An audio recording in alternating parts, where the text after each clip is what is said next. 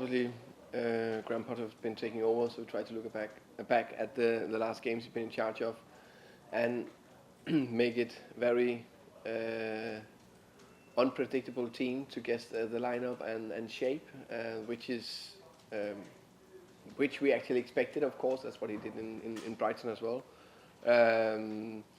He got such a talented and gifted squad, so no matter which player he put out there, it's more or less 22 equally good players.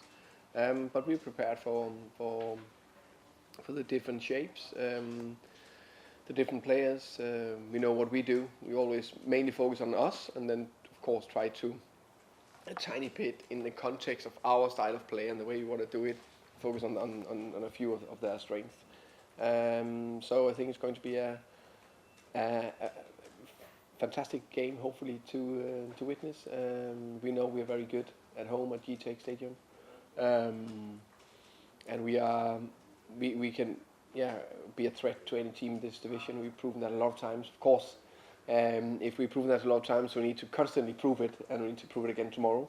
And coming out with great aggressivity, being very brave, really try to attack, do our very best to get the game onto in the way we want to play it, and hopefully with the fans kicking us on, what should they always do at home. It can be a very, very intense game tomorrow night. Very impressed with his work in general. Also go further back in Swansea and Östersund in Sweden. And I think what he did in Brighton was impressive, adding layers to the club and the team every single year.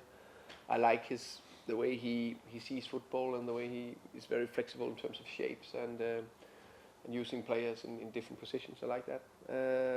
And he is a very nice guy when I come across him in the past. So very, very impressive. I think the style of play is not too different. I think both managers wanted to dominate on the ball and dominate the games in many ways. I don't see the big difference there. And then there was a few big highs on Tuchel, and there was not a few. There was there was a lot of good highs.